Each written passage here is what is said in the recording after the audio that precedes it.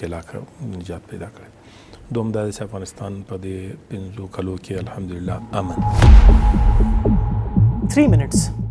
That is all we need to look beyond the version of peace and ask a simple question. 5 years after taking power, what has the Taliban actually built? But yes, the large-scale war that once consumed Afghanistan has largely ended. But the absence of a conventional war does not automatically mean freedom, accountability, or lasting peace. Start with the most basic question. Who gets to choose Afghanistan's government? The Taliban regime have been in power since August 2021 without holding national elections. And now Mujahid suggests Afghanistan could remain under transitional agreement for about 20 years. Transition to what? There is no clear timeline for elections, no public mandate, no independent oversight, and no clear benchmark for when the transition actually ends. The Taliban say Afghanistan is home of all Afghans, but political opponents and critics who reject their system are routinely portrayed as foreign influenced or destabilizing elements. So the question is not simply whether Afghanistan is quiet, it is whether Afghans have a meaningful say in what comes next. Then there is education. If peace is the Taliban's achievement, where are the schools they promised 5 years on?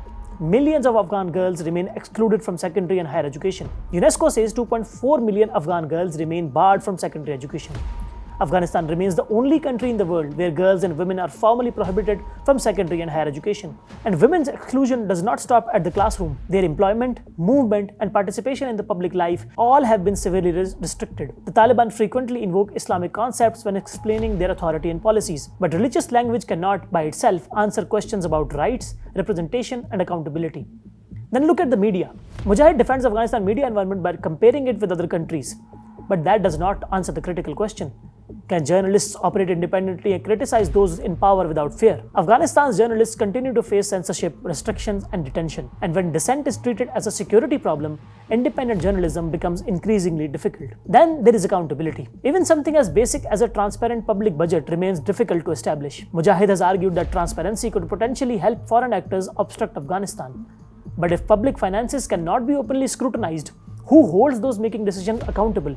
And diplomatic engagement. The Taliban often present contact with foreign governments as evidence that their international standing is growing. But engagement is not the same thing as recognition. And recognition is certainly not the same thing as legitimacy. Then comes the issue that Afghanistan's neighbors cannot ignore: terrorism. The UN Security Council's monitoring team has continued to warn that terrorist groups operating from Afghan territory. That includes the TTP, which remains a major security concern for Pakistan. Pakistan has also continued facilitating UN humanitarian assistance for the people of Afghanistan.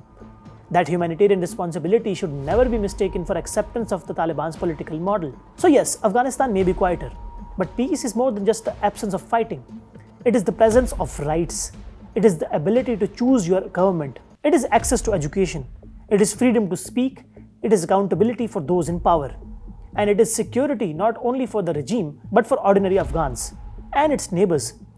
So 5 years after taking power, perhaps the question for Mujahid is not whether Afghanistan has peace.